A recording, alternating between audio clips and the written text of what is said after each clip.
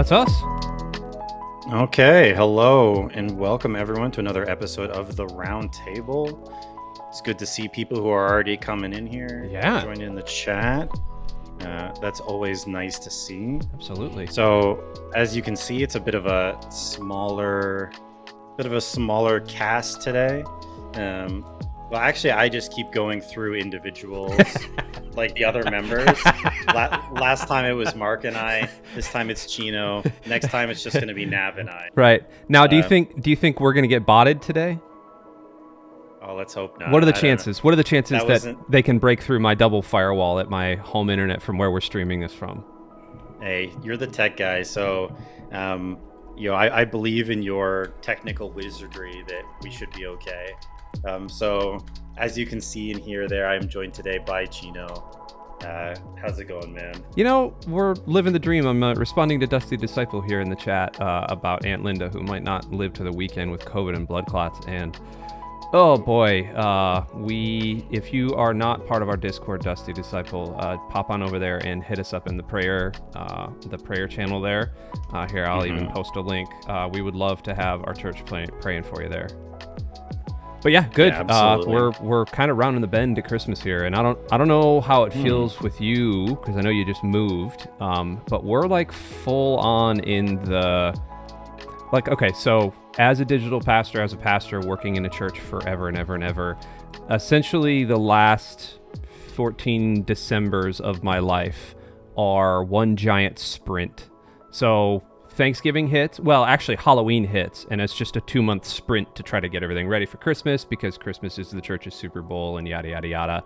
And then you add family and health issues with my wife and kids and Thanksgiving and then other jobs and things that just pile up. And then you look down and it's December 16th and you go, holy crap, how did we get here? But how was the move for you guys?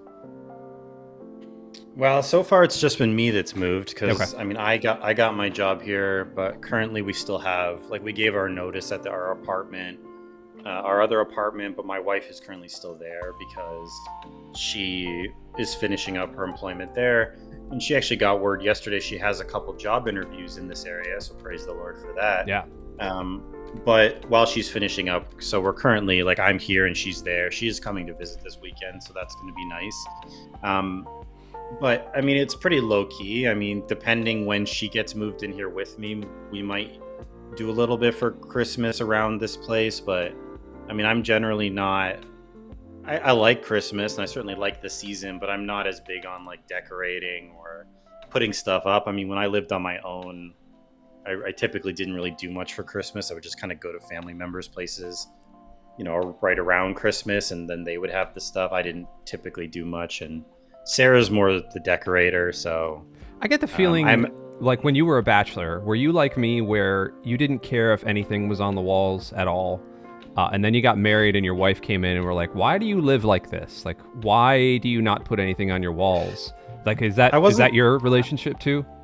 I wasn't too bad. It took me a long time. I forget how long I lived at my apartment before I put some stuff up. It was probably a while, maybe a good 6 months, but I did end up getting a few things. So I bought some stuff to hang up on the walls to take, just to kind of cover some wall space, really, so I wasn't staring at a blank wall all the time. So my place wasn't too bad. It wasn't kind of the epitome of bachelor living. A friend of mine, I've only been to his place once because he never has people over, but he's the epitome of the bachelor lifestyle. Like, we went and helped him move a couple things. And he was literally just like one single like lazy boy chair and then like one TV on a TV stand in his living room. That was it. Living the dream. That was he was like living the bachelor life. Oh, I love it. To the T. And I didn't have that. I mean, if anything, I kind of collect stuff. So I'm a bit more of a collector than I'd like to be. So, yeah. Well, but I'm glad you're doing well.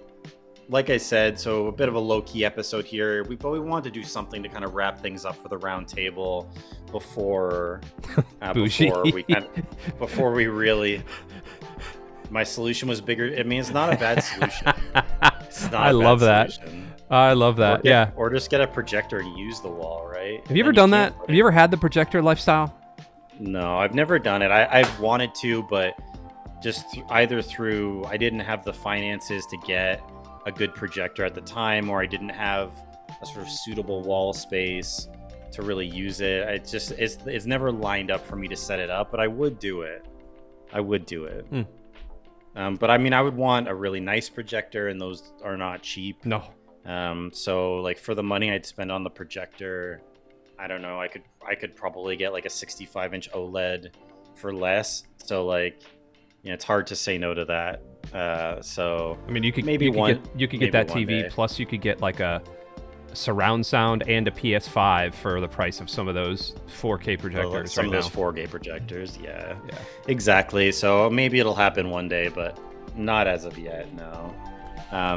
But yeah, we're doing a bit of a low-key episode. We wanted to kind of wrap things up, and so we're just talking about our kind of favorite things from the year. So, what were our favorite pieces of media, whether that's movies that we watch, whether it be TV, whether it be music, whether it be something we read, whatever the case might be. And for me also, I'm going to include some things that, I don't know how you approach this, Chino, but I'm going to include some things that didn't necessarily come out this year, but I sort of discovered this year as recommendations. I am going to try to keep it to stuff that was released this year, but there's also some things that I kind of discovered this year that I think worth mentioning. So, now we'll do our kind of typical sort of what we've been doing playing recently, unless something you've discovered in the last couple weeks has made it on that list, and then maybe save it for that. But what have you been up to the last couple of weeks or engaging with media wise? Yeah, there are a couple things I do want to save, but strangely enough, I haven't had a whole lot of time for video gaming and really any sort of media consumption. As I kind of stated in the preamble here, it's been kind of a sprint. My wife and I have been, anytime we do get a little bit of time, we've been, and this is not one of the shows I'm going to put on here, but we've been watching, oh my gosh, the Yellowstone. My goodness, I was going to say Westworld, but no, Yellowstone. Sure, yeah. And we've been catching up on Yellowstone season 4. I don't know what it is about that show, but I really like it and I loathe it all at the same time. It's one of those, like, I can't stand, like, most of the characters are pretty bad people, and yet the scenery of it all is just so stinking beautiful. The horses, it's got that like Western feel without being like a cheesy Western. Have you I know we've talked about this. Have you seen Yellowstone? I believe I started watching it. I think I watched maybe the first episode, 1 or 2 episodes of it. It didn't initially kind of grab me. I mean, I've heard good things, and I do like the sort of Western setting. I've seen a lot of clips of it on YouTube that I've enjoyed. And I did watch 1883 on Paramount Plus, the sort of prequel to Yellowstone, about how the family gets to that area. And that was very good, but that's like a mini series, sort of limited series. And I did enjoy that, but I haven't dived into Yellowstone proper yet. One thing I did find out about that show, and I just randomly was on YouTube and it popped into my recommended videos, was the guy who created Yellowstone. So not Kevin Costner, but another guy named something Taylor Chastain. I don't know I can't remember his name right now, but Sheridan. There it is, Taylor Sheridan. He was an actor, like a failed actor for like 10 years, and then all of a sudden, and he like grew up in Texas and all this other stuff, and he wrote the plot to Yellowstone, and the only thing that picked it up was Paramount, and now he has like 9 shows being written. He wrote Yellowstone, he wrote 1883, he wrote this new show called 1923 or 1921, whatever, about like the generation after the 1883, and this dude has like half of the Paramount network that he's writing for, which is just, I mean, good on him, man. He's making millions of dollars. He bought a ranch in Lubbock, the famous 4-6's ranch. He bought that. Like he said he writes TV shows just to feed his horse addiction, which I thought was kind of a funny line. It's I don't know. But yeah, go watch. Shock says I've never even heard of Shock the Toast in our chat. Never even heard of Yellowstone. Well, the show, definitely heard of the park. And Bougie says Yellowstone is the modern Western 90210, right? That's a pretty apt description, except there's more killing in it. Way more. I've had heard it's pretty heavy on the drama at times. Yeah. Which doesn't particularly interest me. But I mean, the setting is great. The cast is great. Yeah. At least appears to be in the clips. I've seen some great clips, but how much of the show you have to watch to get to those kind of great moments, I'm not really sure. Yeah. Taylor Sheridan also, I believe, made the film. I think he directed it as well. Hell or High Water. Yep. Which is a great modern Western. Yeah, it's kind of a Western vibe. I mean, it's got a similar vibe, I guess, to something like No Country for Old Men. Yep. But it's an excellent film with Chris Pine and Ben Foster about sort of bank robber brothers in the sort of modern day Texas. It's an excellent film if you haven't seen it. He also wrote Mayor of Kingstown too, if you've seen that. I've heard of it. I haven't seen that one, but Hell or High Water I would recommend to anyone. I think it's just a very good film, whether you're into crime movies, when you're into like family movies, whether you're into like Westerns or whatever. It's just a very well done movie. So clearly he's cemented himself well in the sort of Western genre. Yeah, I mean, good for him. You know, if you write what you know and you know what you write type thing. And I appreciate that from guys like that. I also appreciate the rags to riches story that he had. But part of me is like, man, I don't know if you've ever seen him, but like he's a real good looking dude, you know, strong, square jaw, blue eyes, like, you know, not the type of dude that you kind of want to grab your wife's hand a little bit if he walks into the room with you, like, no, because that type of thing. So like, I kind of don't feel bad for that. But there you go. Sure. Like he's doing great. So I've been watching that, and I've been on my Steam Deck, which we're going to talk about in a little bit. I figured out a way to sideload some games that I have had sitting on my server, not like emulation stuff either. I figured that out a long time ago.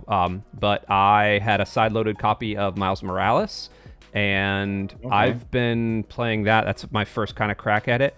That game's great. I don't know if you've played it. I really enjoyed the original Spider-Man, but Miles Morales, it's almost better than the original Spider-Man. Like the combat is snappier. The story is, I mean, it's a Marvel story. Like, what are you gonna do?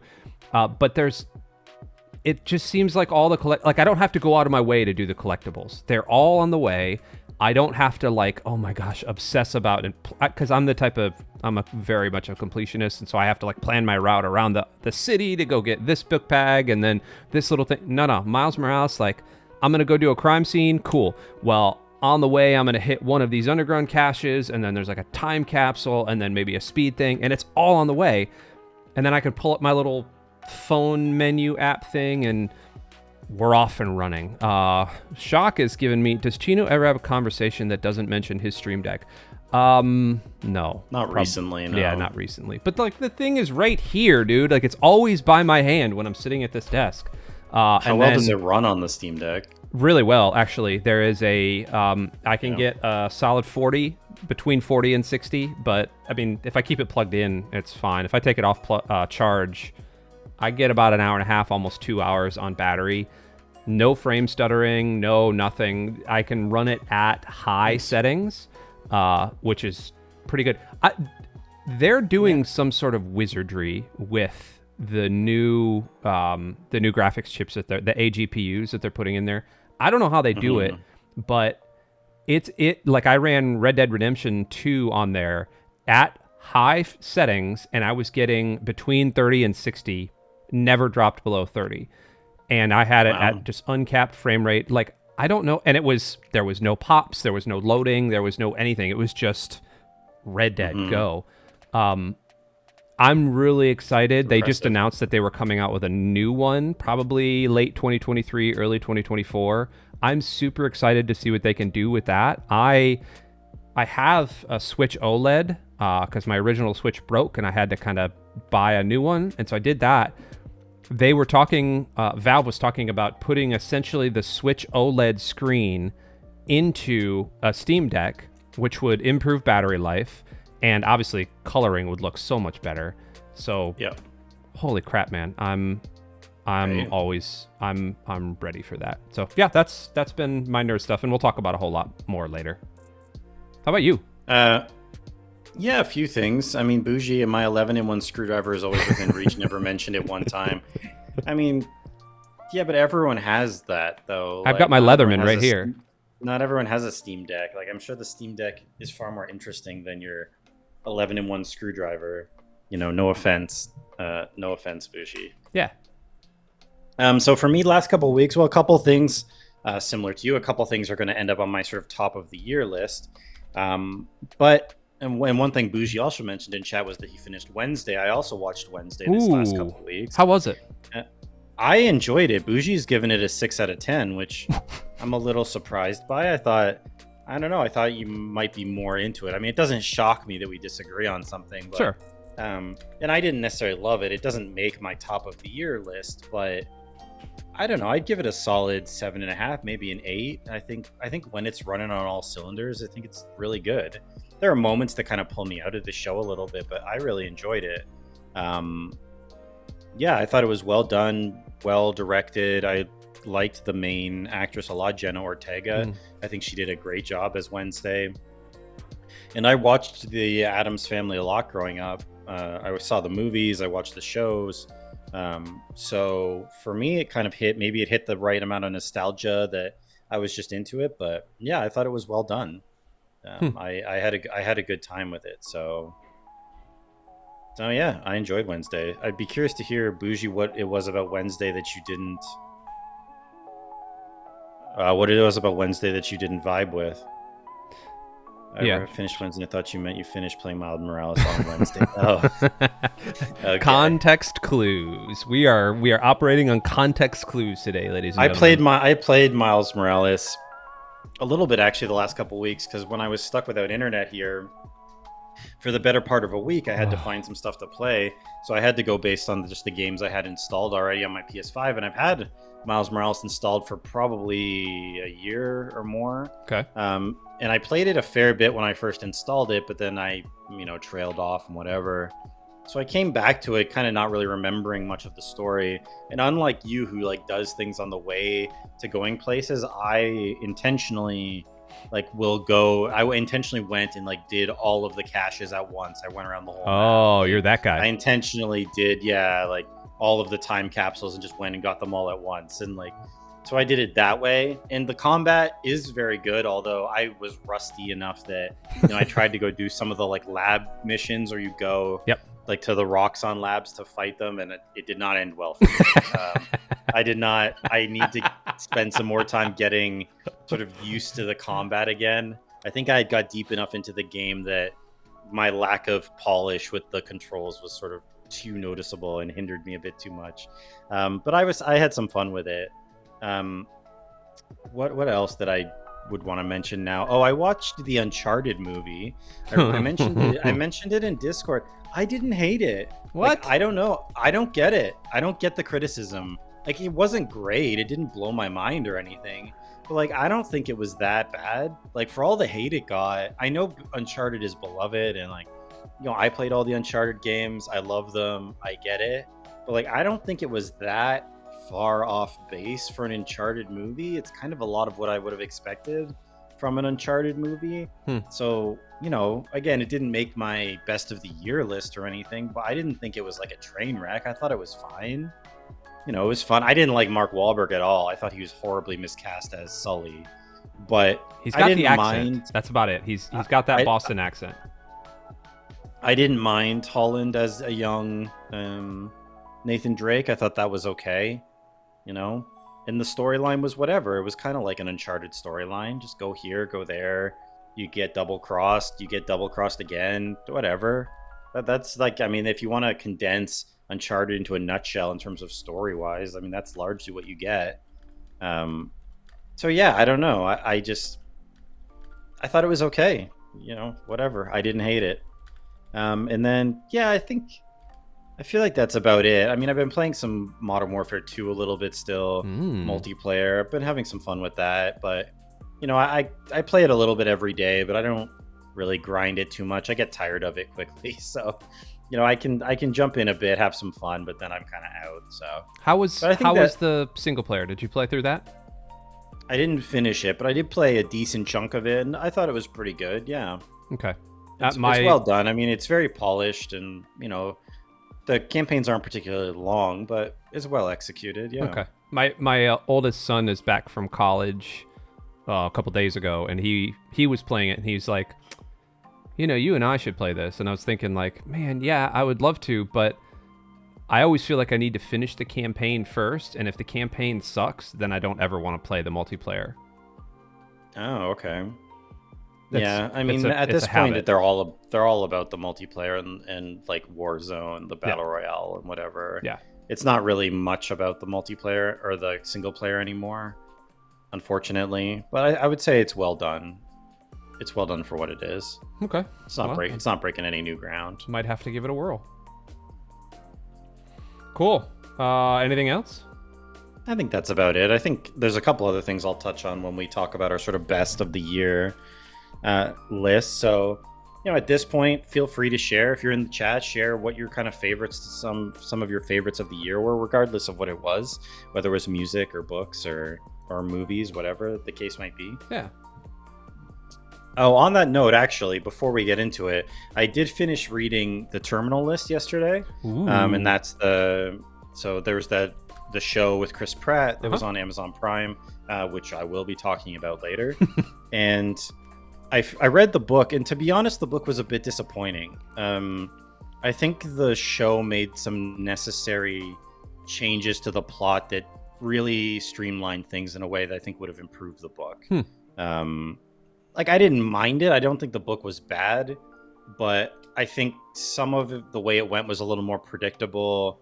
I think some of the dialogue showed sort of a weakness in writing. The descriptions were very good. I think some of the dialogue had issues. And honestly, I would kind of prefer a book version of the show than I would prefer a book version of the show rather than the, other way around. Like, it is a case where I actually much prefer the show to the book. But I'm going to read the sequel. I mean, I think there's like 6 of them at this point, so I am going to keep reading them. But yeah, I would say I was a little disappointed with it. Cool. Bougie gave you a response to your Wednesday I don't like take. the fact that they had to have episodes just for the sake of putting a different family member on screen than the half-baked tie into the plot. Example, Uncle Fester in his episode. That didn't strike me that way. I just thought, I mean, I liked seeing some of the other members. Like, one of the thoughts I had on the other episodes was, I'd kind of like to see more of like Gomez and Morticia. And so in, primarily the 1 or 2 episodes where they showed up and it did revolve around them, I felt like they kind of intertwined it with the plot fairly well. I was into it. And I mean, I don't know, maybe I have more of an attachment to the characters, but I really enjoyed that. And the Uncle Fester episode, yeah, I mean, that one was a little more playful, so I see what you're saying, but that wasn't a hang up for me, really. Great. But yeah, so that's it. So let's get into it. Let's get into our top of the year. I don't know if you want to start with movies or what you want to start with. Maybe something that was the most impactful to you, but we'll throw it over to you, Chino. What was your kind of first thing that really impacted you or stood out when you sort of thought about this year? So I need to preface this by saying I think you're way more of a movie guy than I am. I probably only watched maybe 10 movies the entire year. And well, that's not true. My son and I went through the entire Harry Potter series this summer because it was just a cool bonding thing to do. I still think The Prisoner of Azkaban is the best one out of that entire series. It's got like a really dark, I don't know, it feels a little bit less light than the other ones. It does signal the shift away from the first 2, which are good. The first 2 are good, but they are more children focused. They do seem more like kids movies. Yep. And Azkaban is the first one that really injects that sort of darkness that you're going to get more of in later ones. Yep. But it's very well executed, and it obviously introduces Gary Oldman. Yep. Who's Sirius, awesome. who's fantastic, phenomenal. Yeah. So, yeah, go ahead. No, I was just going to say that to me, like the Azkaban thing, and I'm sure nerds have been talking about Harry Potter. This is my first time ever watching the movies. Bougie's on the same page. Oh, you had never seen them before? Nope, never seen them, never read the books, didn't know I thought you anything. were rewatching them. Nope. Oh, this was your first. Oh, okay. Nope. That's why I'm putting it kind of first up on the list, and we could talk about another one later. But no, for sure. Out of all of them, Azkaban to me felt a little Empire Strikes Back-ish. Like you knew there was something coming. Like I knew the general overall plot of the story of Harry Potter, the entire arc. I knew there was other things coming. I knew there was going to be death, and I knew that, Dumbledore was not going to make it through, all those things. But there was a weird sort of like, as I'm watching Azkaban, I'm going like, man, this is surprisingly dark for like a PG/PG-13 Disney feeling movie. I know it was Universal, but it had a, spoiler. Sorry, Shock. If you haven't seen, I think it's been long enough, Shock. Yeah, I think it's been long enough. The statute of limitations is up on all of Harry Potter. So yeah, I mean that kind of really struck me this summer. There was one other movie that came out this summer, but I want to kick it to you first and kind of get your first take on movies here. My first take on movies. Well, there was a few that kind of stood out as I've kind of gone back. It took me a little bit to think of it, but I guess I am just that way. I mean, the best new movie that I watched this year, at least the one I had the most fun with, I think was probably Top Gun Maverick. Oh, that you stole mine. That was going to be my next one. Yeah, that one, I had so much fun with it, and it kind of recaptured enough of the original, but was its own thing, and it was just great. Like I was locked in. Like I could use a bunch of cliches, but it actually lives up to it. Like it really had me invested in a way that I didn't think it would. And I like the original. I rewatched the original before I watched the new one, and it was good. It's great. It's very of its time, and it's a kind of classic for a reason.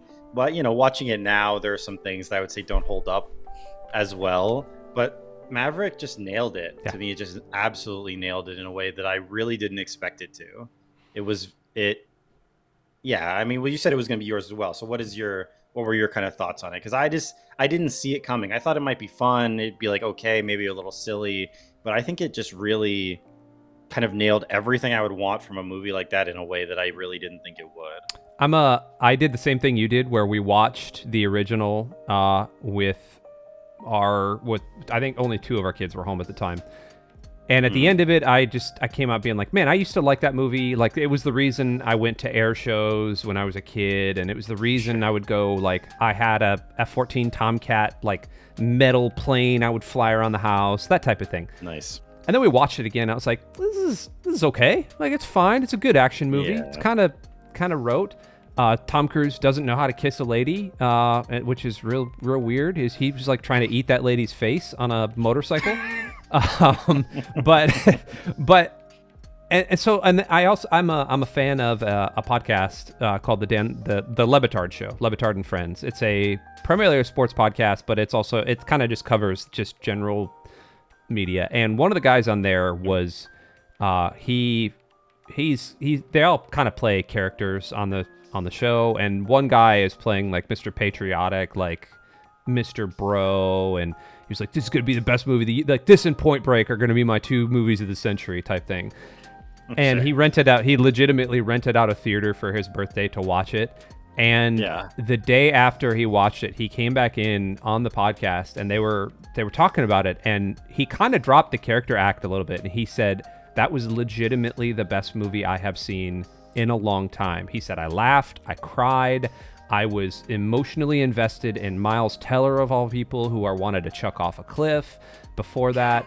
So I was like, okay, if this guy thinks it's okay, I might need to see it. I felt the same exact way, man. From the moment that you see Tom Cruise in a spy plane going into space and then crash landing that stupid plane, it was like, oh my gosh, we are in for something fun. And I mean, Ed Harris did great. Miles Teller did great. The entire cast, it just felt there was some really cool callbacks. I don't know. It has to win some sort of award this year, doesn't it? No, it doesn't. Okay. It should. It should. I do. Critics didn't like that movie, and I think the sort of way, and I don't really want to get into like the politics of movies and stuff like that, but there was a certain segment of the sort of Academy Hollywood crowd that very much did not like the messaging of that movie, and therefore I think it will probably get snubbed more than we might think when it comes to like award season. I hate that. That's just my interpretation. You know, I don't want to get into that. We're talking about good things from the year, so I don't want to be negative. I hope it gets it. It should get like effects or maybe score or something, right? It's not going to get like best picture or anything like that nomination, but like I hope it gets some technicals nominations in that, because I think it definitely deserves something like that. And like you said, it kind of covered all the emotions. Like, you know, that is new enough. I won't give any spoilers for people who haven't seen it, but you know, the way they tied in Val Kilmer, I think was very nice, in a way that I didn't know what they were going to do with him coming back from the original in the place he's in as an actor and that. So I think they did a very good job. I think, you know, they had some heart in it. I think some of the relationships were good. Like you said, Miles Teller, who I know people have a kind of dislike for. I don't know enough about him. I saw him in Whiplash and he was good in that. But other than that, I'm not too aware. Oh, and that Fant Four Stick, that brutal Fantastic Four movie that, but you know, I'm not going to blame that on him. Was it? He was also in. Did you see Fury with Brad Pitt? Oh, is that him? Yeah. Is he in that? Yeah, he was. I think let me check on that, because I thought he was like the newbie. Is that him? Miles I don't think that's him. Dang, in Fury. Maybe you're right. Hold on. I could be wrong. Maybe it is. He looks very different in it if it is him. I'll jump into the chat here a little bit while you're looking that up. Oh, it was Shia LaBeefcake. You're right. I get them confused a lot. He's not the new guy in Fury, though. There's someone else who plays the new guy coming into the tank. Shia is another one of the like sort of established members. It's him. It's John Bernthal. Yep. I don't remember the other guy's name, and then it's Brad Pitt. Logan Lerman is his name. Lerman, that's the new guy. Yeah. If older movies we watched this year are acceptable, best movie this year was The Gentleman. Huh. Is that the one with Matthew McConaughey and the guy from Pacific Rim and Charlie Hunnam. Charlie Hunnam, right, from Sons of Anarchy. That's that one, right, Bougie? Yep. Colin Farrell, Michelle Dockery. I have seen some stuff. For that movie. I've seen some like clips from it. It looked good. I haven't watched it though. And yeah, stuff you just discovered this year is fine. I mean, if you have something you watched or played from this year that's your favorite, you know, share that. But if it's something like that came out a year or two ago, you just discovered it, that's fine too. The only new movie I watched this year was Halloween Ends, and it was pretty weak. Yeah, I mean, to be honest, I don't think I've ever watched a Halloween movie all the way through. I know I've seen parts of them. I think I started the original one this year, but I never finished it. I didn't get that far in it. You're not missing much. I know, but it's such a cultural... I feel like I should watch the first one just because it's such a cultural touchstone of like the horror genre. You got Behind in the Books. Got the spoiler for someone dying like 2 books before they did. I spoiled that for somebody. You were that guy? I was that guy, unfortunately. Not for the books, for the movies, though.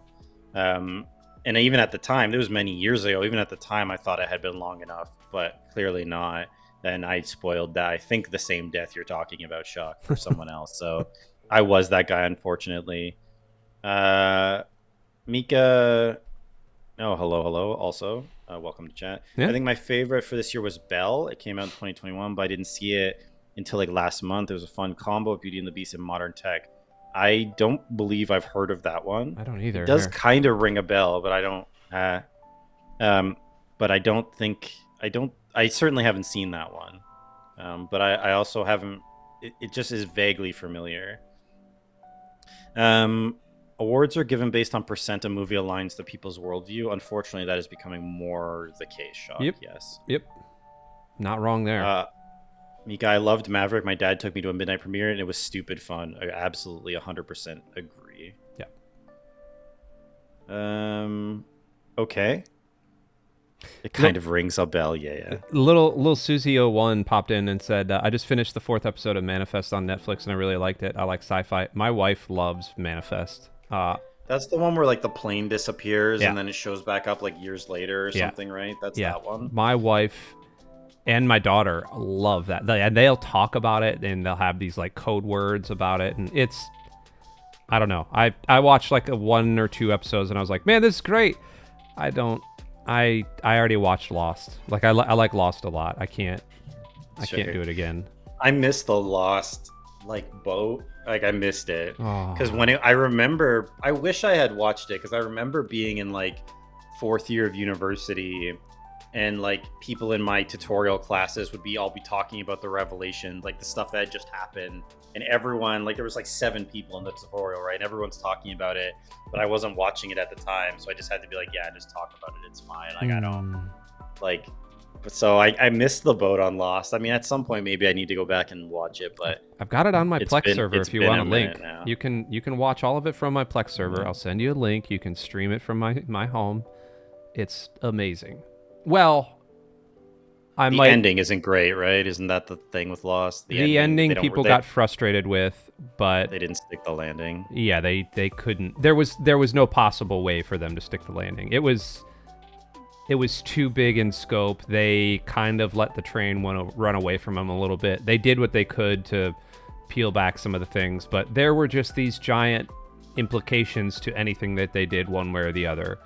And Sure. they went, instead of going one way or the other, they went straight down the middle, and it was fine. Like looking back on it, it was the way they had to go.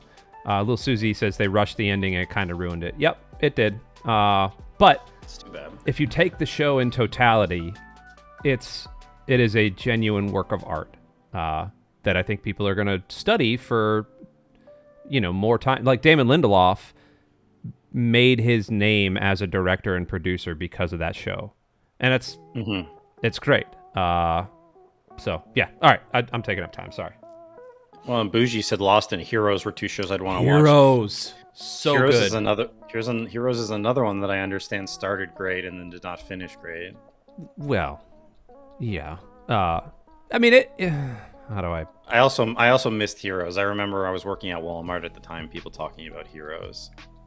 Heroes But is great. I missed that one as well. But I know that people say that's been the inspiration for a lot of stuff that's come after, Yep. or it's heavily influenced a lot of stuff that's come after. Yeah. Totally. But yeah, let's move on. What's your next kind of highlight? Movie wise, I'm only really going to pull out one other one. Top Gun Maverick was obviously going to be the next one. The only other one I'm really going to pull out in terms of movies is Everything Everywhere All at Once. You took mine. That was going to be my next. Really, look at that, simpatico, baby. Hello, big Bowser, Big Bean Burrito. Hello, welcome to Lux Digital Church. Welcome to the Roundtable. I'm Chino. That's Templar. Thanks so much for joining us here. I don't know how you feel about this movie. We're gonna get to it in a second, but it felt like Inception light to me, in a way that. So Inception felt really heavy and really depressing and really oppressive in a good way. Like I like Christopher Nolan. I think most of his stuff, barring a couple little pieces, is great. Yep. This is one of the top 3 for me from him. Inception. Everything Everywhere All at Once takes the pieces of that weird ethereal thing and almost puts like a family aspect around it. And I don't want to spoil anything because like it's a movie you need to watch and then probably rewatch. It's sitting on my Plex server again. I'm going to rewatch it at some point over the Christmas break to catch some of the little things, especially with the old man, because there's a whole lot going on there in the first probably 20 minutes that I didn't realize until the end. And was like, oh, it's a movie that would probably benefit from a rewatch once you kind of know where it goes. Yep.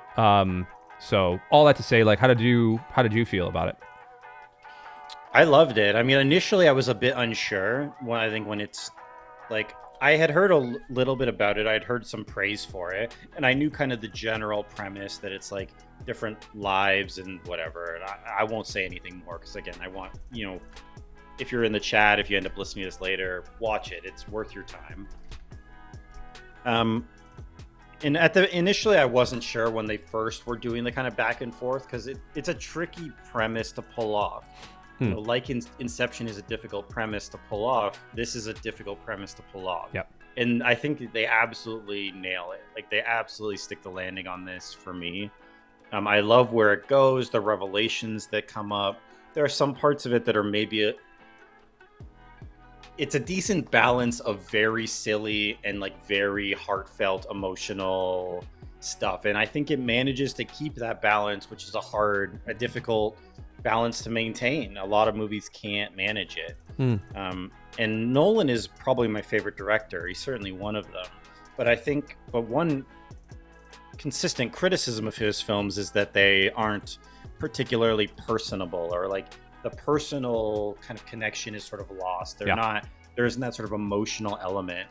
And as you said, this really manages to get that part right.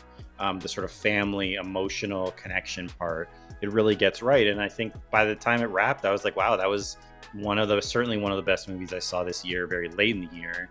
For me, obviously it came out early this year, but yeah, it was exceptional. Very, very well made. Some of the visuals were awesome. Yep. Like in the way, like very creative in terms of the way things cut back and forth, and you know, again, I don't want to spoil too much, so I won't say too much of what happens, but yeah, very well done. And it was one of those movies that didn't need violence, and it didn't need like sex, drugs, and rock and roll to propel it. There was not sex, drugs, and rock and roll, but there was a minor amount of violence, but like the action was well choreographed. Yeah. And it almost I don't want to spoil it, but like it felt like it was there for a purpose. And one of my biggest gripes, and one of the reasons that I have stopped watching a lot of movies, is that there's a lot of gratuitous stuff. And I'm not talking just about sex. I'm talking like there's a lot of weird exposition that doesn't need to be there. And that's rife in television shows right now. See all of Obi-Wan, see all of Rings of Power, see Westworld season 4. There's a lot of it going on. But TV, you can kind of get away with it because we are in the streaming age, and I know that I can kind of just push through. But if I'm going to go to a movie theater, I'm going to sit there for 2 to 3 hours, and I can't fast forward, and I have to sit through your garbage. I have to sit through whatever scene. Like, no, give me this essence of a story. It's one of the reasons I'm not excited about Avatar. Not Last Airbender Avatar, but like the new James Cameron Avatar. I hated the first one. I couldn't stand it. It just the entire movie felt gratuitous. Like there was no point. The story was the most derivative, dumb story I've ever seen. And it was hyped up just because of 3D visuals. And now they're bringing it back. It's the same thing. Like, you're going to make me sit there for I'm going to pay you $18 to go see this thing. And now you're going to make me sit through drivel for 10 minutes of something flying at me? No, get out of here with that crap. Sorry. This is why I don't watch movies. This is why I watch TV instead. Sure. I mean, I didn't go to see very many movies in theater this year. I saw a couple, but yeah, not very many. I agree with you largely on Avatar. Visually, it's very, it's a stunning movie to look at visually. I think it's very visually impressive, but I completely agree that the story was just a bunch of other stories that we've already seen kind of jammed together. And the reviews for the new one have been good, but I kind of expected them to be good, or at least solid. So, but I have no interest in seeing the new one in theaters. I'm good. I'm not gonna spend my money on that. Yeah. So if that's it for movies, I mean, there's one I'd mention briefly. One which, if people haven't seen it, that I enjoyed quite a bit, that was direct to streaming this year, was Prey. The Predator prequel, based in sort of that's a good call. Centered around, I forgot about that First one. Nations tribe and their kind of battle against the Predator. It was very well done. Yeah. Excellent action movie. For me, it has a couple issues. We talked about it on a previous episode of the show, but I think it's very good. I think the lead is excellent. I like some of the supporting characters as well. And yeah, it's just a really fun action movie. And it's not really horror, so if you're worried about being like a horror movie, it's not really. It's like an action sci-fi monster movie, and it's a lot of fun, and it's very well done in my opinion. So Prey, it's on Disney Plus. At least it's on Disney Plus in Canada. It could be different in the US, but I think it's on Disney, maybe on Disney Plus in the No, US it or is. Hulu. It is. No, it's Disney Plus.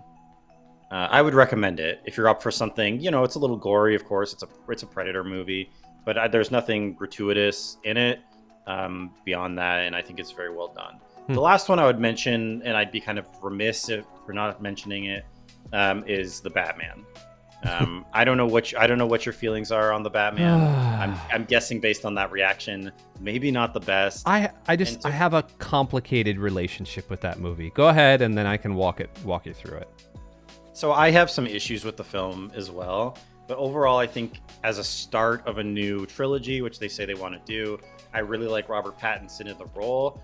I think his interpretation of Bruce Wayne needs a bit of work. Yeah. And I think his interpretation of Bruce Wayne is too similar to his interpretation of Batman. There's not enough distinction there for me, and I hope that's something that gets worked on in future films. But overall, I think he did a great job in the Batman role. I liked seeing the more detective side of things. I liked that it was more of like a murder mystery rather than some big epic scale thing, which they did kind of try to turn it into at the end, which I thought was unnecessary. But still, I think the vast majority of it I enjoyed. I liked the commissioner. I forget that actor's name, but who played for... Was it Lieutenant Gordon at the time? Is it Lieutenant Gordon in the movie? Batman. It's right on the tip of my tongue. Paul, no. Jeffrey Wright. I forget it. Jeffrey Wright. Jeffrey Wright. Yeah. He's so good as Gordon. I really bought their kind of working relationship. Yep. I think the relationship between him and the police was very interesting, that in a way that hasn't really been explored as much in other Batman stories, at least on film. And then I thought the Riddler was great. I'm forgetting that guy's name too. I guess it's not Paul Dano. He was exceptional as the Riddler. I thought he absolutely nailed that kind of creepy character, and I think presenting the Riddler in that way was a good choice. So, and the new Batmobile is awesome.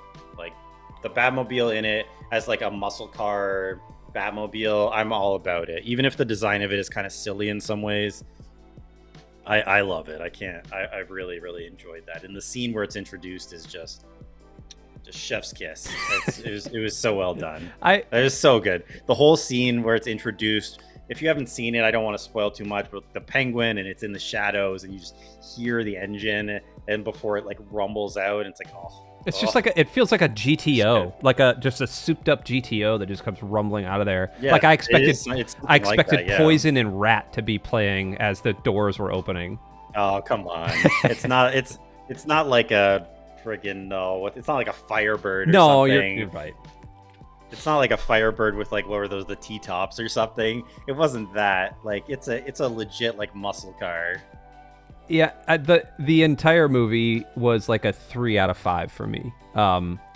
Again, going back to Christopher Nolan, like I revere his Batman trilogy. Even the Bane stuff. Like I didn't mind Bane. I didn't mind that whole thing. Like that movie has some problems, but I think there's been an appreciation over time for what Tom Hardy did in that movie. Well, and the fact that like you watch Tom Hardy nowadays and the things that he's doing, even Peaky Blinders type stuff, like the way he was portraying Bane was unlike what I was expecting from comics and from media, and it was great. Like he did the best he could with what he was given. So anyway, so coming out of that, like, and then you get to Robert Pattinson, like I don't disagree with the fact that his Batman portrayal was pretty good. I didn't like his Bruce Wayne. It felt a little too like drug addict, like he was snorting Vicodin in the bathroom before he was taking going out into these meetings. Well, it's just the idea is it's supposed to be a mask he puts on, right? But there's no mask. Like, the idea is that Batman is who he is, and then Bruce Wayne becomes the mask that he actually puts on. But it never seemed like he acted any different. Like he acted exactly the same when he had the suit on as when he didn't. Which and Shock mentioned it in the chat here. I think the Batman was supposed to be early on. It's before he really creates the persona. Yeah. Because Bruce Wayne is more of a put-on character than Batman is. And I agree. That's why I said I'm sort of looking forward to see where it goes. But I do wish it had been a bit more developed in this movie. But I'm sorry to cut you off. No, that's okay. I mean, my main problem with the whole thing was that, again, going back to what I was saying about movies before, it felt too much like they were dialing back the contrast, or dialing up the contrast, I guess I should say. And they were making the blacks super black and the whites super white. And like the visual stylistic choice of this is going to be the dark, gritty Batman. Mm-hmm. Again, Batman is a dark and gritty story. Like, there's a whole lot wrong with that story. Like, or not wrong, there's a whole lot scary with that story. And, you know, we didn't need to, we're still on Movie Bougie. We've got sidetracked a little bit. It didn't need to be that dark. I'm not expecting, you know, what's his name? George Clooney. I'm not expecting, like, you know, sure, Iceman and, you know, the Iceman cometh type stuff with Arnold. But I don't know. Maybe it was just a little too dark at a time that it felt flagrant a little too much. And I don't know. That was my main. I'm willing to watch the second of the trilogy before I finally judge it. Oh yeah. What is his name? Jonathan Reeves. Is that who directed it? Oh gosh, I just. That sounds right. He did the Planet of the Apes movies. Yeah. He did the second and third one. He did was it? Oh, the names always confuse me. Dawn of the Planet of the Apes, and then Rise War for the Planet of the Apes. Yeah. No, Rise is the first one. That was a different director, I think. Matt Reeves. Yeah. He did the second and third Planet of the Apes movies. And it's tough to make a good DC movie, and he did a good thing with it. So I'm interested to see where he takes it. Little Susie, I've never watched Lord of the Rings, so my boys convinced me to watch it with them after Christmas. That is a good decision on your part. That is an excellent decision on your part. You're gonna love it. Cool. Okay, though. So we're almost an hour in, and we have yet to talk about anything other than a couple movies. So let's we'll pick it up show here. On the road here. Yeah, let's get going with this before we have a 3-hour episode here. So. Yeah. Moving on then. So what's the next sort of topic you want to touch on? TV let's hit TV. Game or? No, let's hit TV. Okay, TV. I think we've got I'm going to pair. I've got a huge list here. And I'm going to give a couple of highlights real quick, and then I'll get to some that I really like. But the couple of highlights, The Legend of Vox Machina on Amazon. Sounds super stupid. I agree. Animated, but it was very good. I've been a huge Critical Role fan forever. If you don't know Critical Role, twitch.tv/Critical Role. They're a real play D&D. They're essentially a podcast, but also it's like a full empire. It started with Geek and Sundry, and at this point, yeah, it's expanded out so much. Dude, they have like 40 staff members. Geek and Sundry does. It's insane. They're an empire now. It was good. They're coming back for a second season. It was based off of their first campaign. I really liked their first campaign that they did. It took them 4 years to do the entire thing. I cried at the end of it. Like, it's stupid. Wow. It's D&D. It's awesome. So there's that. There's 2 others that I really quickly want to mention. Only Murders in the Building, season 2. Fantastic. I need to check that out. Steve Martin Short, and they just absolutely... Even Selena Gomez, I couldn't stand her before it. She is great in this show. So there's that. And then the last one before we kind of get to the other ones, The Bear. Go watch The Bear. It's about a chef. It's on Hulu here. It's on Disney Plus elsewhere. I'm not going to say too much more. It's a kind of a tale of a chef and some things that happen with a chef. Highly recommended. Okay. Highly, highly recommended. There's like a drama, but there's a dark comedy aspect to it, but there's also like a kind of a weird drug thing happening. It's great. Highly recommended. So let me get to one of the ones that I really super liked, and that was, we did an entire podcast episode on it, Stranger Things Season 4. Yes, of course. I mean, you can't go wrong with the way that they did season 4. Was it the best TV show of the year? No. Was it even really their best season? No. But it was a good way to pull back from the brink a show that was going off the rails from season 3.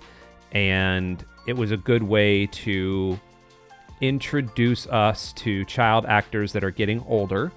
And it was a good way to really show an artistic flair from the creators. Like, they really did a good job of bringing an 80s horror vibe into a into a 2022 treatment.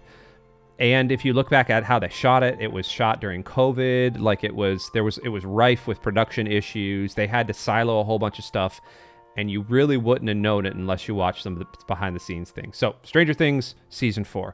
What about you, Templar? Stranger Things season 4 was great. In terms of the best season, I still think the first season is their best. I think this would be number 2 for me, I want to say, though. To be honest, I watched it all in such a short period of time that it's kind of blending together a little bit. Oh, did I? Oh, okay. Nope, you're good. I wasn't sure if I disconnected Nope, there. you're or good.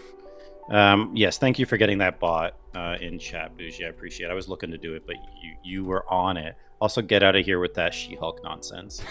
I was waiting for you to ban down on that one, too. Get out of here with that, Bougie. So yeah, Stranger Things season 4 was great. I think it's their second best season.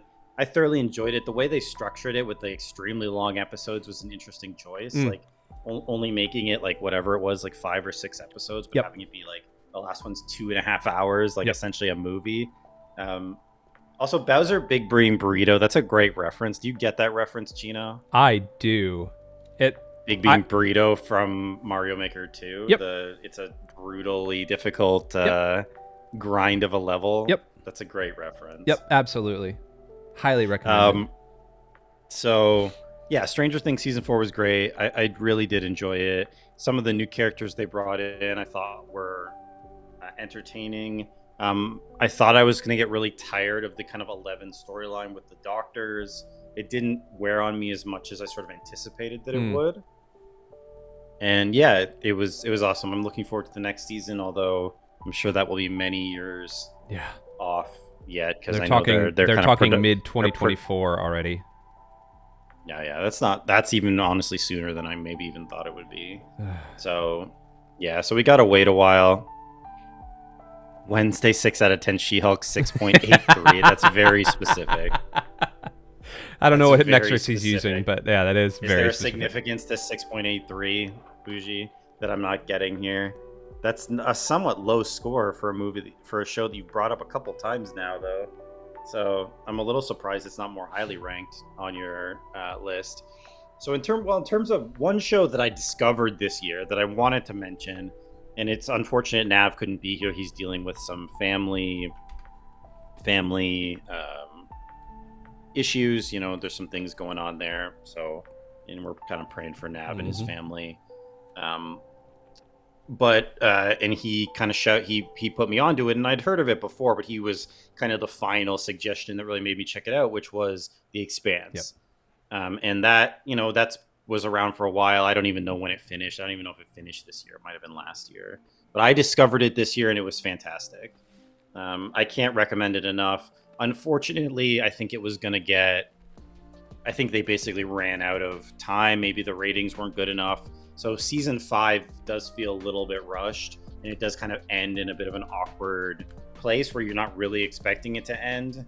But it's an exceptional show, and even if you have like a passing interest in sci-fi, I highly recommend checking out The Expanse. It's on Netflix in Canada. I don't know where it is in the US, but I can't recommend it enough. It's certainly one of my favorite things I've watched this year.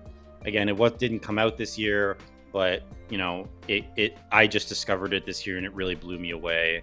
So I highly recommend checking out The Expanse. Yeah. Have you watched The Expanse, Chino? No, it's sitting in a list where I need to watch it. I've got like a 2-watch and play list, and it's up there. I think it's like next 1 or 2 things we got to watch. You turned me onto it. Nav was like knocking down my door in our Discord about it. He said, like, if you like Mass Effect, you're going to love this. And it was like, all right, well, you had me at Mass Effect, so I'm in. It does have kind of a Mass Effect vibe, yeah. Yep, it does. I will forever resent the Roundtable for forcing me to watch Rings of Power. Pushi. Me too, man. Me too. It's deeply disturbing that we had to watch that for the show, but we were subjected to a lot of pretty rough stuff this year that we actually reviewed, unfortunately. Stranger Things season 4, I feel like, was maybe the one highlight of the year. Yeah. In terms of shows we actually talked about. Oh, one thing actually here, that reminds me, one thing I would mention, because we never got a chance to talk about it on the show, and at this point I doubt we're going to, is Sandman. Sandman, I thought, was very good. Now, the vibe of it, I'm not totally into in terms of the general tone of the show, but I think it was very, very well made and well done. I like the main actor. I think there's a couple people in it that are miscast, but overall, the first season was very, very well done.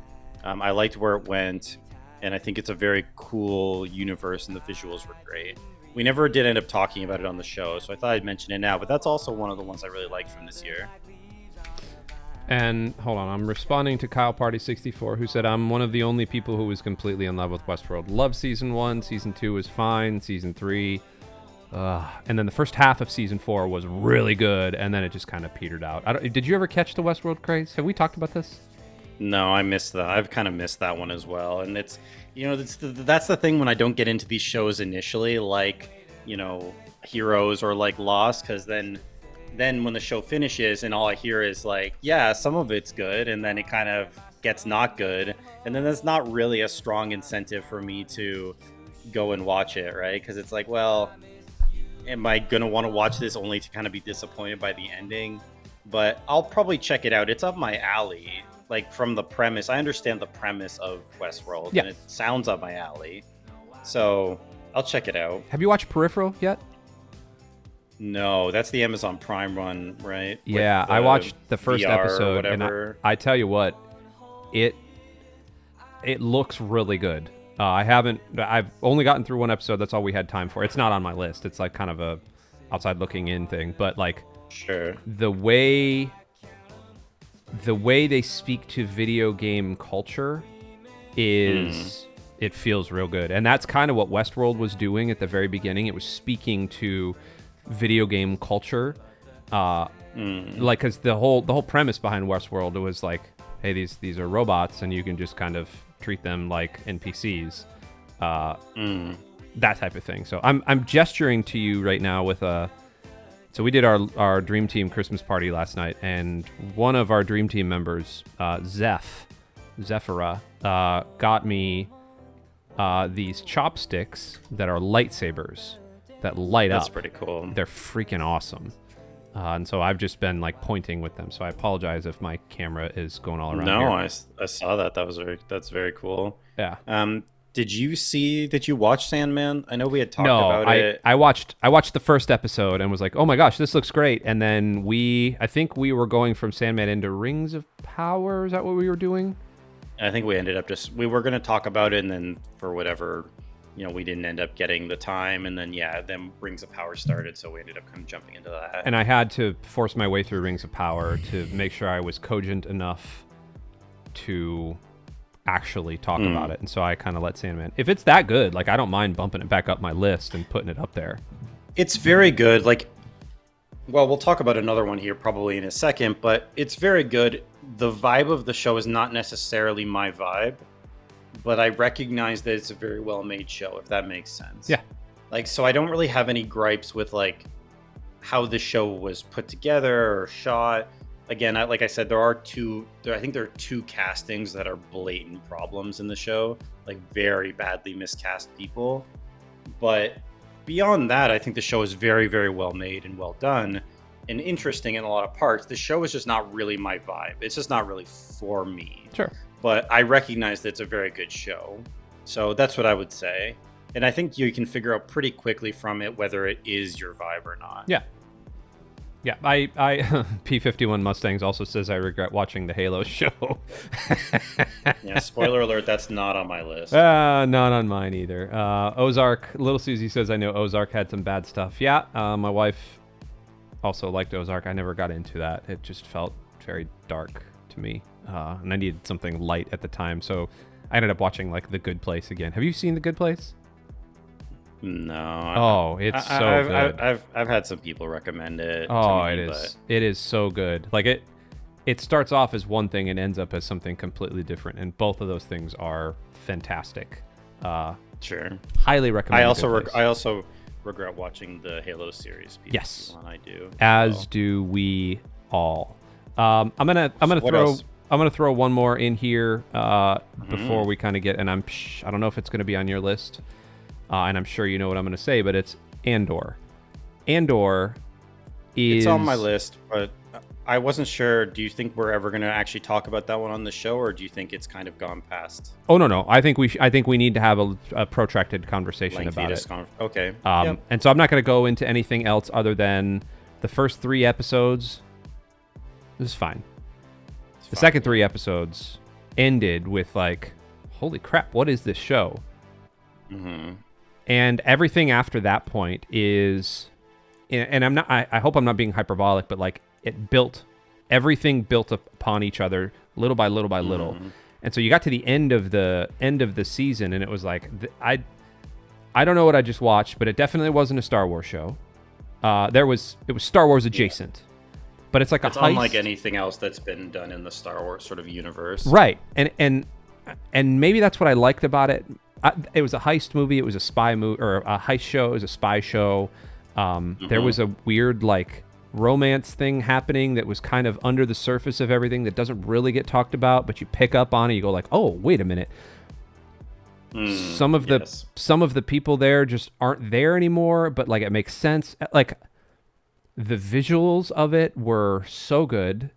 I don't think I saw a lightsaber in the entire, as I'm holding lightsaber chopsticks, I don't think I saw a lightsaber in the entire show. Maybe I'm missing something here.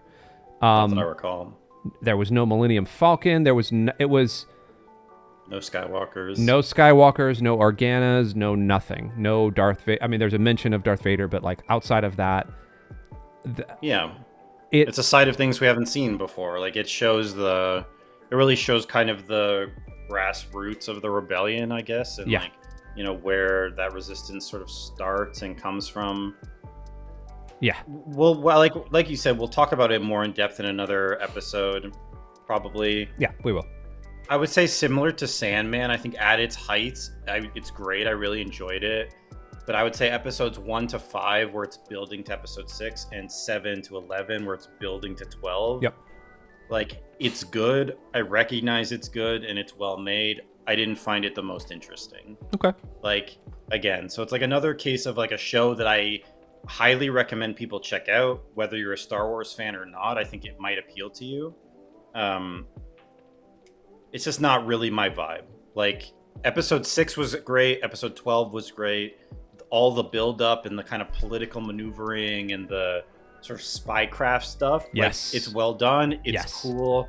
That's not a particular area of interest to me in terms of stuff to watch. So it's just not my favorite thing to see, but it's very well executed for what it is. So I really don't have very many gripes about the show. Again, it's not necessarily stuff that I'm particularly interested in, right? Totally. It's sort of like the movie, like, was it Tinker Tailor Soldier Spy? Yep. Like, that's not my vibe. Yep. Right? Like, that a movie like that's not really for me. So, but if you're into that type of thing, and even if not, I suggest you check it out and give it a try. Yeah. It's a very well done show. It's worth at least seeing if you're going to be into it. Absolutely. So, but we'll talk about it more in detail on another show or another episode, but it's very good. And I'm glad you mentioned, I was going to mention Andor as well, because it's worth mentioning, even if it's not necessarily my favorite thing. And then one other one that I kind of forgot was this year that I've brought up a couple times as kind of a joke, because you sort of made your opinion on it clear, but I really liked Peacemaker. Oh, I really liked Peacemaker. I did. And like, I know people might have various opinions about this character, and I do have to warn you because Chino mentioned it earlier, issues around sort of content, gratuitous stuff. And this show can be very gratuitous. It's an HBO show. If you're not familiar, it's an HBO show, HBO Max, based on the Peacemaker character from the new Suicide Squad movie that James Gunn did. And it has a certain brand of humor. It has a certain type of content, and it might not be your thing. It might not. I had a great time with it. I thought it was hilarious. There is some stuff in it that it's like, okay, I could have done without that. I could have done without that. And there are certainly some gratuitous elements to it. So, be warned before you go into it. But I really liked Peacemaker. I had a lot of fun with it. So yeah, before we move on, I wanted to mention it. I really enjoyed Peacemaker. Pastor Savage in the chat, love you too, man. Thanks for joining in here on the Roundtable. We're kind of doing a year in review. What was the best thing you watched and best thing you played this year, Pastor Savage? I know it's tough. It's like a Sophie's Choice. Flat Cap Dapper Pastor in the chat as well. Hello. What's going on? Being an HBO show generally tells me I won't be a fan. All right, fair enough. That's a strong statement. There's a lot of good shows on HBO Max. And Duck Makes Things. First time in the chat. Welcome to the Roundtable. Welcome to Lux Digital Church. Hello. We're so glad to have you. I'm Chino. That's people jumping over there. In here. I know. That's Templar right over there. I'm trying to get like a good point. There's a good point right there with my lightsaber chopsticks. Hello. Kyle Party, I haven't seen Peacemaker yet. I love Suicide Squad, so I still need to. Yep. If you liked the humor that he brought in Suicide Squad, you'll probably be into the show. I'm trying to figure out like what is that type of humor? Is it just like over the top patriotism meets the bear from Inglourious Bastards? Is that what it is? It's certainly like a satire of like heavy nationalist, patriotic, super right wing kind of. It is a satire of all those sorts of things. There is a certain element of like physical humor to it, and then when you get into what's his buddy's name? Vigilante. Yep. There's a certain kind of like, I don't know, stupid, like sort of playing the fool, like kind of idiot sort of humor. Yeah. I don't know how to really describe it, but it worked for me. If it doesn't work for you, I totally get it. Anyone who tells me that they don't like the show, it's not a show that I'm like, oh, it's a masterpiece. Everyone's gonna like. It's very its own sort of vibe. You know what you're gonna get. I really enjoy. Yeah, like watch from the first episode, you know what you're in for, and if you're not into it, you're not into it. Totally. HBO Max generally means there will be content I won't appreciate to the point of ruining. I mean, fair enough, Shock. Yep. Fair enough. Yep. Okay. So do we want to move on to? Oh, okay. Kyle Party. Oh, The Boys. Yeah, The Boys is a good one. I forgot about that. That's a good call. I forgot about The Boys. That was at the beginning of the year. That's why. That was, yeah. The Boys season was really good. The latest one, there was a lot. There's a lot of content in that one. Yeah. So like that's another one that I'm assuming most people in the chat have either checked it out if they're going to or not. But if you haven't, again, be warned. There's really a lot of content. Yep. That could be don't watch not necessarily upsetting, but that's like it's very graphic in many different ways. Yeah. But the show is very well done. Invincible is another one, although I think that was last year. But if you haven't checked out Invincible on Amazon Prime, I would recommend that. Yeah, not bad either. All right, let's move on to games. We got a few minutes left here, so let's do it. Games are where I kind of live, like and we were kind of talking about this during pre-production a little bit. I don't really watch movies. I watch a decent amount of TV. I like to play, or at least touch as many games as I can every year, because that's my thing. And so I'm gonna give you a couple, and then I really want to talk about one, possibly two of them. So some of the games that stuck out to me this year. Number one, Victoria 3 just came out. Again, I'm a super Paradox nerd. I love strategy games. Nobody else in here has played Victoria 3 except me. Perfectly fine, understandable. I've played a fair number of Paradox games, but not those. So Victoria is less war. I mean, you barely go to war, and more. It's like economy simulator. It's there's a whole lot of history. There's a whole lot of just open sandboxy stuff. I love those things. Crusader Kings 2 or Crusader Kings 3 is one of my top 5 favorite games of all time for that reason. So the next game I kind of want to mention is Ninja Turtles, Teenage Mutant Ninja Turtles, The Shredder's Revenge. It had such a cool... And one of the reasons I love it so much is that we doesn't have this streamer. We don't have I guess we don't have subtitles. We played it at Megazord on the big gigantic 16-foot screen for one of our late nights. And if you don't know what Megazord is, you play Victoria 3. You do not play Victoria 3 every day, Bougie. Get out of here. Bougie, I don't think you've ever once mentioned it. Bougie can't even spell it right. Real WWE Lioness, you are not interrupting the stream. Not at all. Not at all. We appreciate you being here. We are doing well, and we're glad to have you. Absolutely. Sorry, go ahead, Chino. Absolutely. Thank you for doing that. So it's a throwback to the Ninja Turtles games of when I was growing up from Super Nintendo and arcade and yada, yada, yada. It is something we should look into, Shock. It's actually something that is kind of that Mark and I have talked about a little bit for this channel, just to kind of throw something in there. We would need a couple of plugins, and there's an upgrade path, but Real WWE Lioness, we have talked about that. We are in process of doing that to try to make this channel a little bit more accessible. Thanks for that. So one of the last little ones that I want to pull out of a hat right here is Neon White.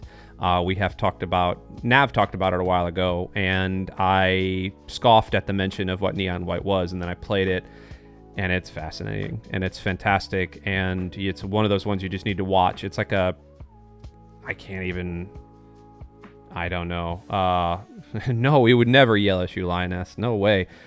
It's one of those things that you just kind of got to play. There's cards, and it's like speed running, and you have to figure out your perfect route and all this other stuff. So those are the kind of 3 I want to hit. I really want to talk about 2 things, possibly 3, but Elden Ring is one of them that is garnering a lot of success. I hate From Software games, and I really liked Elden Ring. Are you a From Software type of guy? Like, have you played any of those? Demon Souls, Dark Souls? Never played any of them, no. It's frustrating. Elden Ring is the least frustrating out of all of them because you can you can get better with your builds and get better with your specs, but it's also open world. And I think that's the thing I like about it so much, is that there are a set amount of things that you need to tackle, but it is Breed Divinity jumping in the chat. Hello. Thanks for joining us. Welcome to Lux. I'm Chino. That over there is Templar. Hello. Welcome to the Roundtable. We're just kind of talking about our favorite things of 2022. Pop in the chat. Actually, what was your kind of favorite game, your favorite movie, your favorite TV show of the year? Chino only yells at people when they disagree with his TV show opinions. I don't yell, okay? I get forceful, and that's a completely different thing.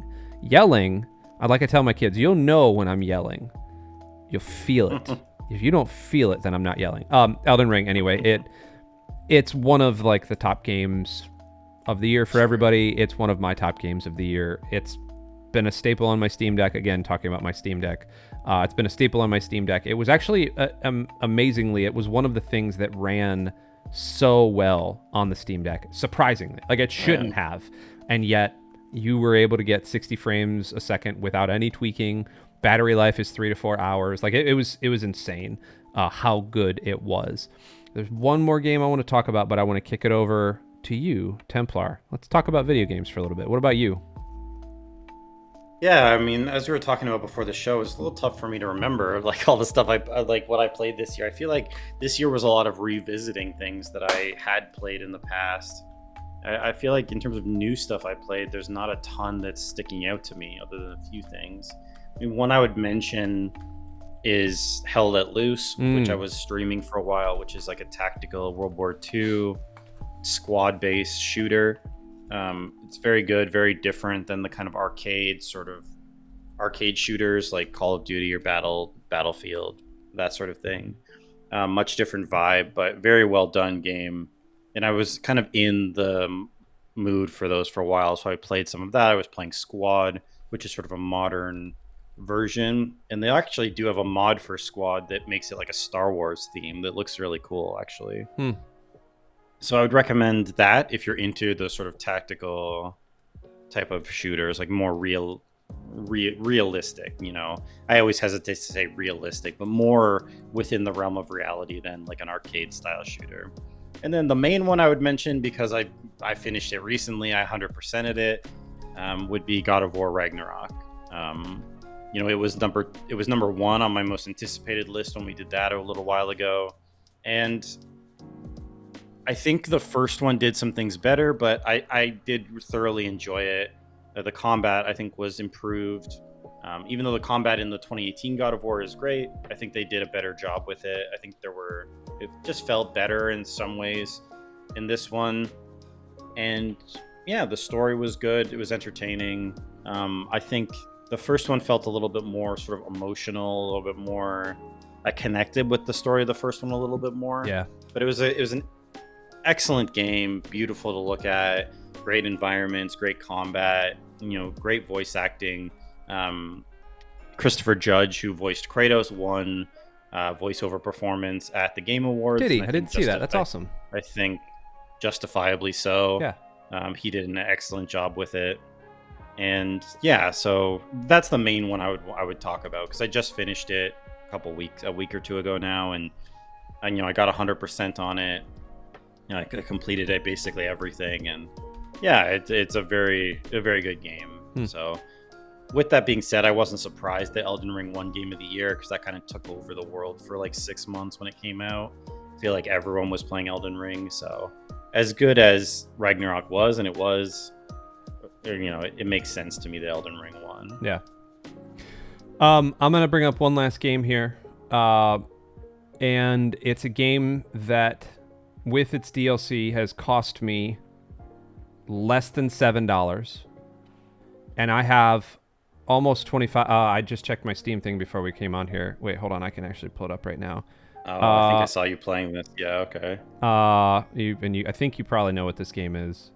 I'm surprised this game has not won any award. Maybe it has, and I just didn't see it. But I have 21.3 hours in this game, and it cost me under $7.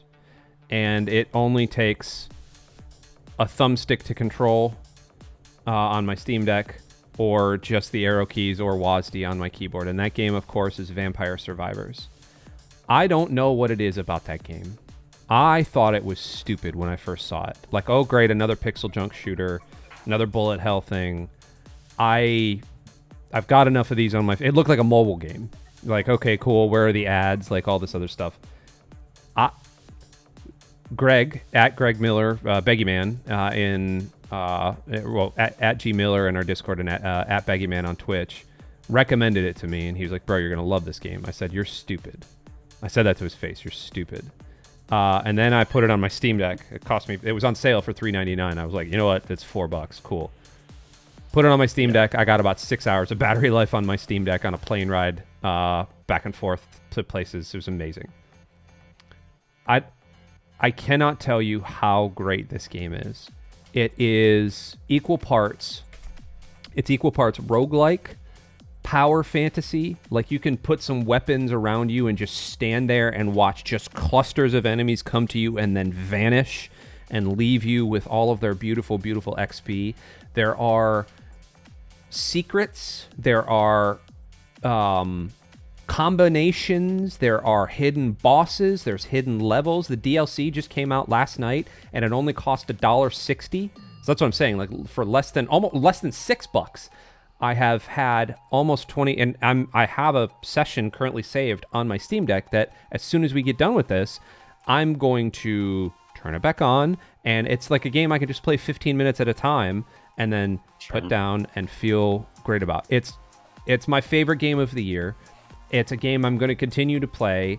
There are a number of games on the Steam in the Steam Marketplace right now that are trying to be it, and none of them have captured it so far. One of them's close. It's called Soulstone Survivors.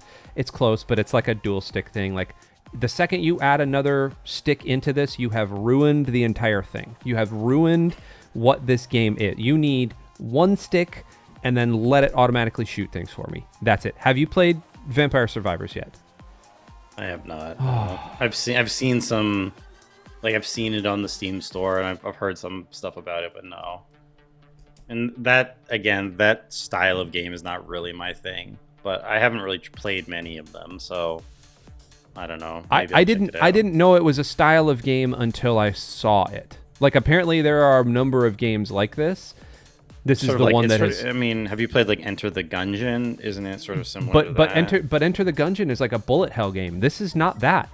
Like and that's what I was trying to. So Enter the Gungeon is like, it's a dual stick shooter, and you're like trying to move and aim and all that, and like that's fine. I'm getting old, and so I want to be as lazy as possible, and so this is literally just like the guns fire by themselves. It's almost like a clicker. Like I love idle games for whatever reason. The Ascent, yes, dude. I have also I have looked at the Ascent. The Ascent's actually pretty fun. Now that Bougie mentions it.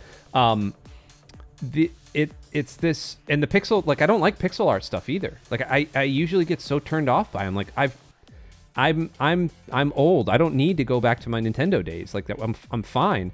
I want to have good graphics, and yet this game is just, I don't know. And then I saw Aki at Aki and Peach on Twitch streaming it a while back, and I was like, oh my gosh, this guy shares the same affinity for this. I don't understand why this game is the way it is, but it has just got its hooks in me. We're gonna watch Elf tonight with the family. We're doing like Christmas movie night with the family, and I'm gonna be on my Steam Deck, half watching Elf, half playing Vampire Survivors. So there we go. That's my 2022 Game of the Year right there. I need a music drop. Game of the Year. I need to, like, when Steam has all their sales at the end of the year, I need to maybe see if I can pick up some stuff. Maybe I need to look at some lists, because I didn't play Breath Divinity. Dying Light was good. I did play a bit of Dying Light. I played the first one, I think, because the second one came out and I kind of wanted to, so I picked up the first one and played some of it. Yeah. It was okay. It didn't stick with me. I saw a question I wanted to... Oh, Kyle Party. How do you think the Modern Warfare 2 campaign compared to previous campaigns? We actually were talking about this before the show, and I think it was fine. Like, I don't think it breaks any new ground, but it was fun. I enjoyed it. I think the Modern Warfare 2019 campaign was better, but I don't... it was okay. Given that the campaigns are really not the focus of these games anymore, I think it's my expectations, I guess, are low, so I'll say that. But it's well done, well executed. Like the campaigns I find are generally pretty polished, and there's some cool scenes where they kind of try to change it up a little bit. So yeah, I liked it. Gave Fortnite a shot. The best game I played was New World. Really, I tried New World. I wasted my money on that. I bought it because I thought, no, well, it might be free now. It wasn't when it came out. It was like $50 or $60. So, because I thought a bunch of people from the server might be playing it, so I'm like, I'll try it out. And I figured it'd be an opportunity for me to jump into like an MMO with some people from the server. I played it for like, I don't know, a week, and I was like, I'm good. I really couldn't get into the combat or anything. It just didn't sit great with me. Maybe it's improved since I tried it, but I can't do it. Oh, it's on a free weekend right now. That's what it was. So they have a free weekend until Monday, and then you can get a 50% discount on it. It's still not worth it, in my opinion. Unless it's gotten significantly better since I played it, it doesn't matter. Unless it's free, it's too much money. I mean, I'm not gonna. If it's free, I might give it a. Well, I don't have any time this weekend, but 50% off's not bad. 50% of what? If it's still like $30, that's too much money for that game. $20. So $10 or 50? No. It's $40 regularly, and it's $20 on sale. That's not a deal. Fair enough. It's not a deal. Not in Amazon, right? Not in my viewpoint. It's Amazon. Yeah. Okay. And then, maybe Amazon will dump enough money into it that it'll get there. But on launch, when I was playing it, oh man, it was so tedious. Sweet. Awesome. Anything to add to the gaming conversation here? No, I mean, one thing outside of this realm, and you can roll your eyes if you want, but one thing in the music realm that I've discovered in the last couple weeks is a new girl group. And kind of a little bit outside the realm of K-pop, actually. They're not technically considered K-pop. And they are a Japanese girl group, so I guess they might be considered J-pop, but they're kind of just an international group, and their name is XG. And the two songs they've released are both 100% in English, so they're not in Korean or in Japanese. But I think they're very well done. They also recently released a cipher where four of the members who rap over like Western or Latin American artist beats, like to their own written raps, that I think was very impressive.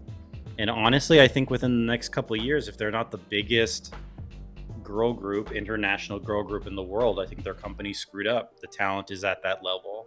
So I know people, whatever, it's fine. It's not for everyone, but XG, check them out. I've been kind of addicted to watching reaction videos of them, so it's fine. I think they're extremely talented dancers, singers, rappers, so I think they kind of are head and shoulders as a group above basically everything I've heard in K-pop, which for some people that might be a low bar, but the talent is there. Whether you like the music or not, the talent is there. So I think they've been very impressive to me. They just debuted this year. Again, I don't expect many people to check them out, but both their songs are in English.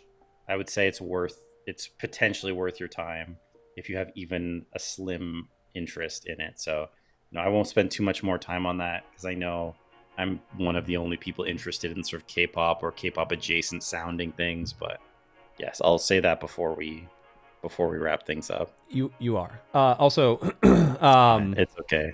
Sabaton's new album's pretty good. Bougie in the chat said best music of the year is Coheed's new album. Highly agree. Love Coheed. Love the fact that they're actually doing stuff again. So I know the name. They're one of those bands that just kind of screams everything, right? No. Goodness no. They were in that same sort of post-hardcore era. But no, they're very musically talented. Their lead singer sings really high and like a really high pitched, almost girly sounding voice. Almost like a scream.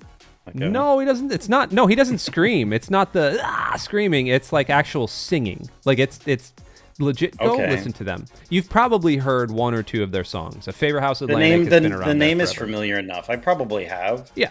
I had them kind of lumped into that sort of screaming sort of genre. Yeah. And that's in my head, but that might be completely wrong. Yeah, absolutely. And that's they were in that era, sort of the mid 2000s is when early 2000s to mid 2000s is when they became big, but they've been plugging along, man. P51 been listening to Baby Metal. Speaking of right. Japanese groups, Baby Metal. Baby Metal's all right. Hey man, Baby Metal is all right. Yeah. Cool. Anything else before we start to round the bend here? We've been streaming for Actually, I used to be really into J-rock. It is not J-rock, Shock. It's similar to a K-pop sort of sound, but the lyrics are pretty much all in English. So it's not rock though. It is definitely not rock. It's like they list themselves as like an international hip hop / R&B group. And like the singing would be closer to like R&B style. And then their kind of beats tend to have a more hip hop sort of sound to them. So that's the kind of genre. But they're extraordinarily talented. Like if they're not the biggest group in the next couple of years, their company messed up badly. Their talent is at that level. So you say. Hey man, the talent's there whether you like it or not. I like talent. I'm a big fan of talent. I can't do K-pop. I can't do J-pop. K-pop is one of those things that like I got into it. I never thought I would a few years ago, but here I am. If people say they're not into it, I get it. Yep. I get it. Good. However, what I will say is that I think people's assumption of what K-pop sounds like is not what all K-pop sounds like. I'll say that. In defense of it, there is some very like bubblegum pop sort of sounding stuff that I think people assume is all of what everything in K-pop sounds like, and it is not that simple. There is a more diversity in it than people might give it credit for. So that'll be my one bit of sort of apologetics for K-pop. before we go. You should write a book there. That's great. Hey, like I said, I get it, but there's something to it. Awesome. Anything for anything before I hit the old ending button over here? Oh, it's been fun. Thank you to everyone who hung out today. Thank you for um, sharing your opinions and things you got into. If you're not a member of the Discord already, then please jump over to the Discord and jump in there. Also, go and share. We've got a channel in the Discord called Movies/TV, and then we've got a books channel. We've got a music channel as well, and the gaming channel. So, depending on what your favorites from the year were, but go over there and share some stuff. Maybe think about it, put together a list. I might go put together a list of some things I enjoy, because there's lots of shows that I watch. Like, there was a lot of Korean stuff I watched this year on Netflix and that I thought was quite good. That's worth your time. Like Korean TV shows, like mini series and stuff that were very well done. So, go and recommend some stuff in there. I'd be curious to check some of it out. So. Yeah, totally. We're always trying to build lists of things to watch and listen to and play. So yeah, we'd love to hear from you. Yeah. So, well, thanks for hanging out, everyone. For Chino and for me, I hope everyone has a good Christmas season, has a good New Year. I might see you in Discord, but this is going to be the last episode of the Roundtable before the New Year. So, again, thank you, everyone. Have a good Christmas season, and we will see you in the new year. Okay. Merry Christmas.